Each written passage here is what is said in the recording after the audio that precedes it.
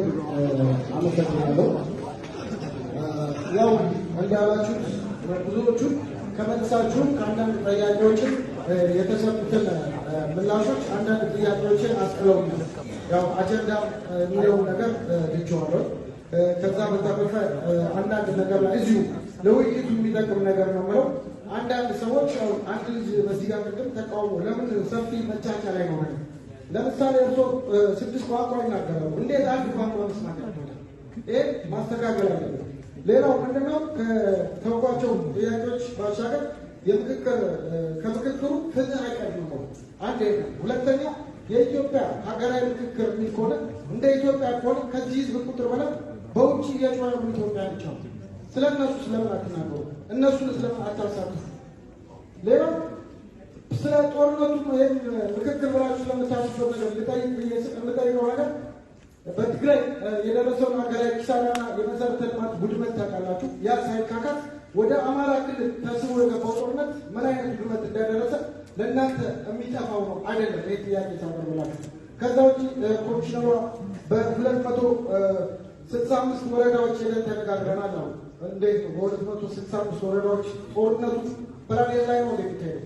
ፕላኔት ላይ ነው የሚካሄደው።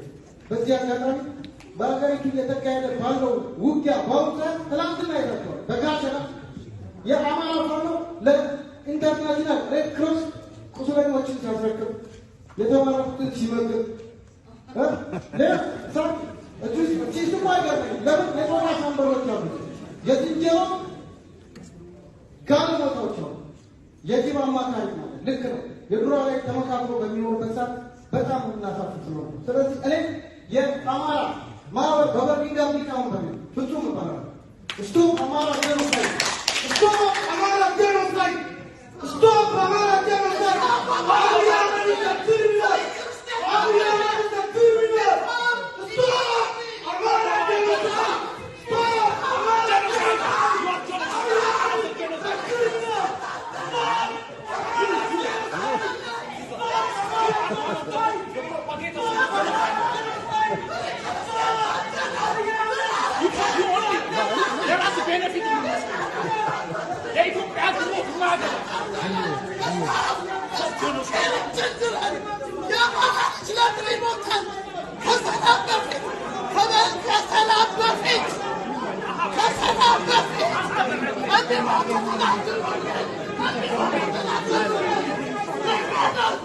Let's go.